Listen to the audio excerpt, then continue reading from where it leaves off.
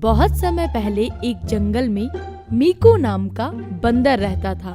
मीकू को घूमने फिरने का बहुत शौक था। उसे नई नई जगह देखना, नए नए जानवरों से मिलना, नया नया खाना खाना बहुत पसंद था।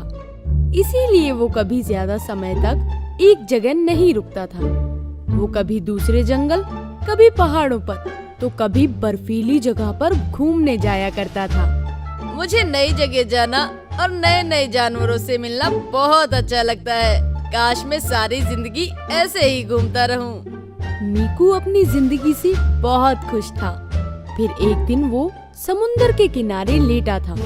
तभी उसका ध्यान आसमान में उड़ते हुए पक्षियों पर गया। फिर कुछ सोचकर वो समुंदर में तैरती मछलियों को देखने लगा और बोला, धरती पर तो मैं सब जगह घूम चुका हूँ, सब तरह के लोगों से भी मिल चुका हूँ, सब तरह का खाना भी खा चुका हूँ, लेकिन मैं कभी हवा में या समुंदर में घूमने नहीं गया और ना ही कभी जा सकूंगा।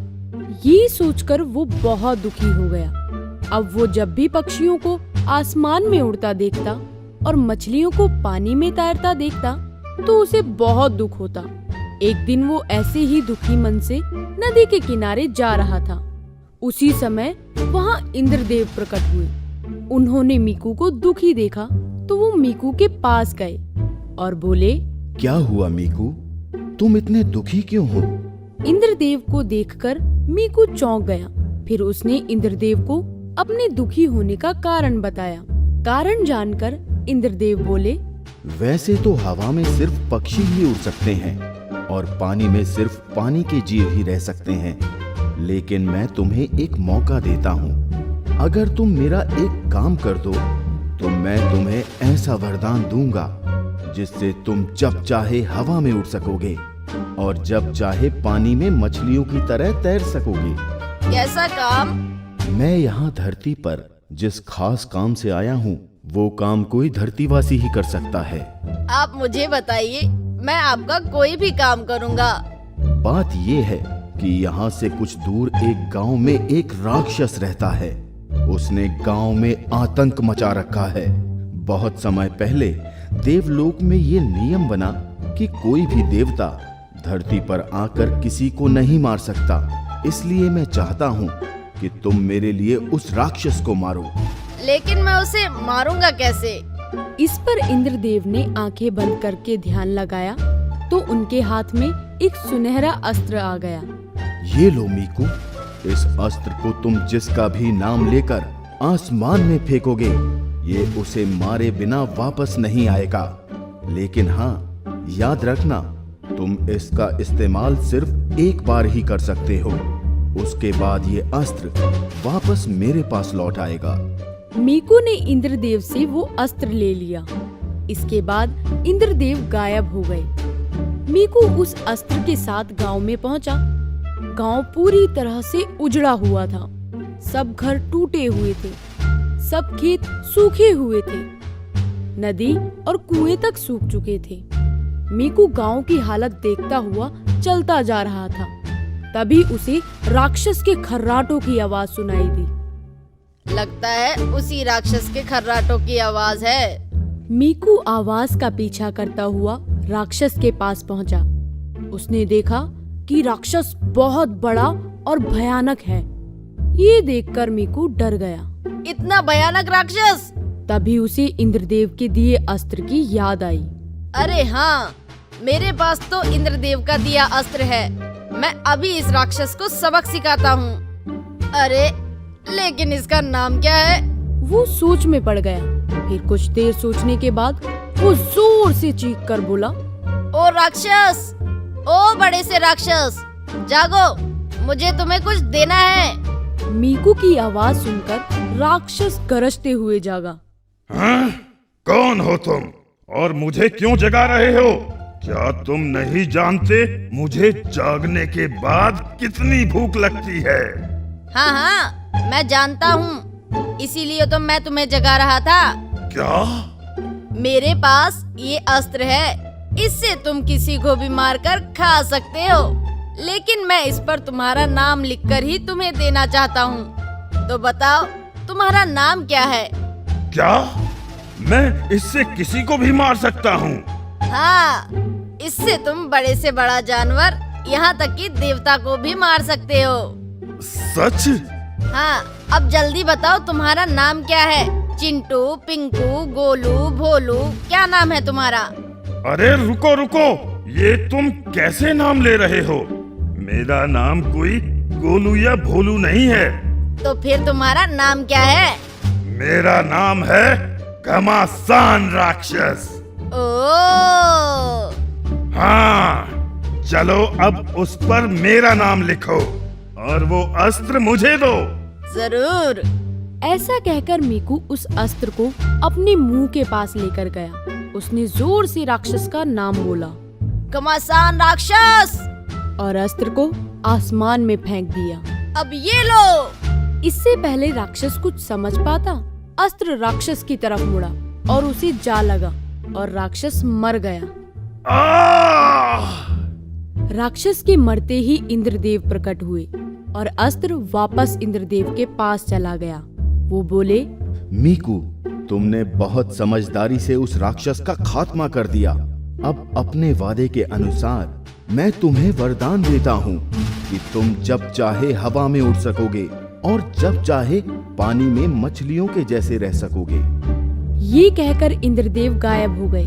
उनके गायब होते ही मीकू ने ऊपर आसमान में देखा और अपने पंख फैलाकर वो आसमान में बहुत ऊंचा उड़ गया। वरदान पाकर वो बहुत खुश हुआ। अब वो जमीन के साथ साथ आसमान और पानी के अंदर भी घूमने जा सकता था। मैं पक्षियों की तरह आसमान में घूम सकता हूँ और मछलियों की तरह पानी में भी घूम सकता हूँ। अब मैं कहीं भी घूम सकता हूँ। इंद्रदेव से मिले वरदान से अब मीकू बंदर जमीन के अलावा आसमान, समुंदर, नदियों और ऊंचे ऊंचे पर्वतों जैसे जगहों पर भी घूमने जाने लगा। ऐसे ही बहुत दिन बीत गए। एक दिन मीकू हवा में उड़ता हुआ जा रहा था। तभी अचानक उसके सामने इंद्रदेव आ गए। अचानक इंद्रदेव को देखकर मीकू डर गया और जमीन पर आ गिरा। फिर वो उठा और इंद्रदेव से बोला, इंद्रदेव, आप ऐसे अचानक मेरे सामने क्यों आ गए? आपने देखा मैं गिर गया। मीकू, मुझे तो आना ही था। क्या मतलब? मतलब अब समय आ गया है कि मैं तुम्हें पूरी सच्चाई बताऊं। कैसी सच्चाई? मीकू, उस राक्षस को मारना तो बस तुम्हारी परीक्षा का एक हिस्सा था। असल में ये वरदान मैंने तुम्हें किसी खास वजह से दिया था। यहाँ से बहुत दूर एक राक्षस रहता है। वो भी तुम्हारी तरह हवा, पानी और जमीन में जिंदा रह सकता है। मैं चाहता हूँ कि तुम उस राक्षस को मारो। ये आप क्या कह रहे हो? मैंने तो आपसे घूमने के लिए वरदान मांगा था। आप मुझे राक्षसों के बीच क्यों फंसा रहे हो? मीकू, अगर तुम वो वरदान रखना चाहते हो तो ये काम तो तुम्हें करना ही पड़ेगा। ये लो, इससे वो राक्षस मर जाएगा। और याद रखना, अगर तुमने उसे 15 दिन में नहीं मारा तो मैं तुम्हारा वरदान वापस ले लूंगा। ये शर्त रखकर इंद्रदेव गायब हो गए। उस रात मीकू को नींद नहीं आई। वो सारी रात इंद्रदेव की शर्त के बारे में सोचता रहा। अगली सुबह मीकू नदी के किनारे बैठा था। तभी उसने तय किया, नहीं, मैं अपना वरदान नहीं खो सकता। मैं उस राक्षस को जरूर मारूंगा। और मीकू उस शक्तिशाली राक्षस को मारने निकल पड़ा। जैसे ही वो इंद्रदेव की बताई जगह पर पहुंचा, उसने देखा कि आसपास बहुत गंदगी थी। नदी, तालाब, खेत, मकान सब बहुत गंदे थे। लेकिन उसे वो राक्षस कहीं नहीं दिखाई दिया। वो थककर नदी के किनारे बैठ गया। अरे, यहाँ तो कोई भी नहीं है। तभी नदी से एक बहुत बड़ा राक्षस निकलकर आया। राक्षस पहाड़ जितना बड़ा था। उसने गंदे से कपड़े पहने हुए थे और उसके बाल, दांत सब बहुत गंदे थे। ओह, ये तो बहुत बड़ा है। मैं इसे ताकत से नहीं हरा सकता। मुझे इसे दिमाग से ही हराना होगा। ऐसा कहकर वो सोचने लगा। कुछ देर सोचने पर उसे एक तरकीब सूझी और उसने जोर से आवाज लगाई, अरे राक्षस, ओ बड़े से राक्षस। मीकू की आवाज सुनकर राक्षस यहाँ वहाँ देखने लगा, लेकिन उसे कोई नहीं दिखा। कौन है? कौन मुझे आवाज लगा रहा है? मैं तुम्हें आवाज लगा रहा हूँ। राक्षस ने नीचे देखा तो उसके पैरों के पास मीकू खड़ा था। कौन हो तुम?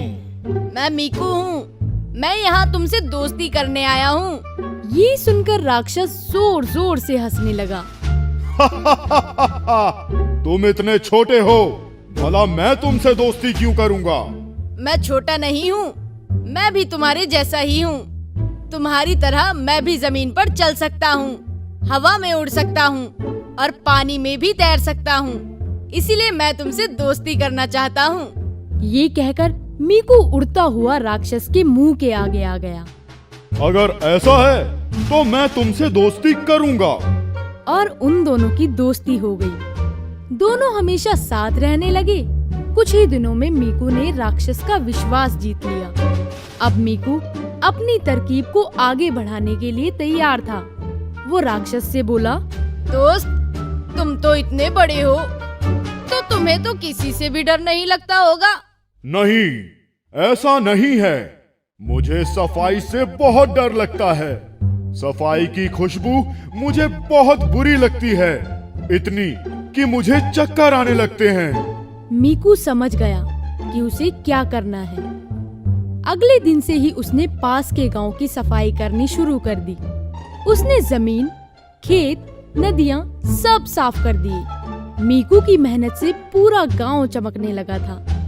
सब साफ करके मीकू राक्षस के पास गया और बोला, दोस्त, चलो आज गांव में घूमने चलते हैं। तो ठीक है, चलो। वो दोनों उड़ते हुए गांव पहुँचे। आसपास इतनी सफाई देखकर राक्षस हैरान रह गया। सफाई की खुशबू से उसे चक्कर आने लगे। अरे मीकू दोस्त, यहाँ इतनी सफाई किसने की?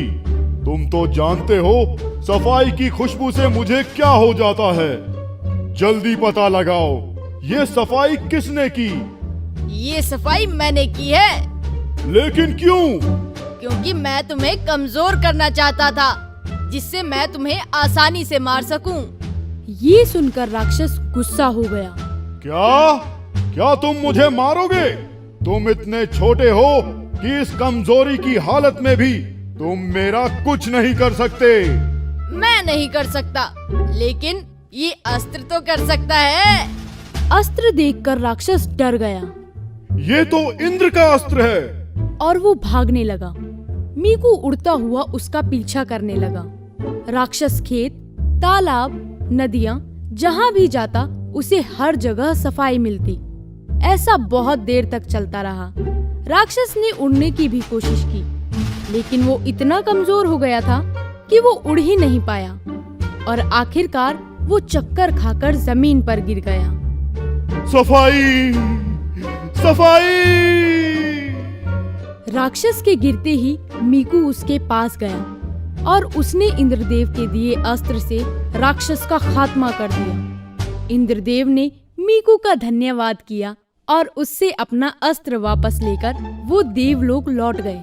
इस तरह मीकू ने राक्षस को मारकर अपने वरदान को खोने से बचा लिया। Yeah.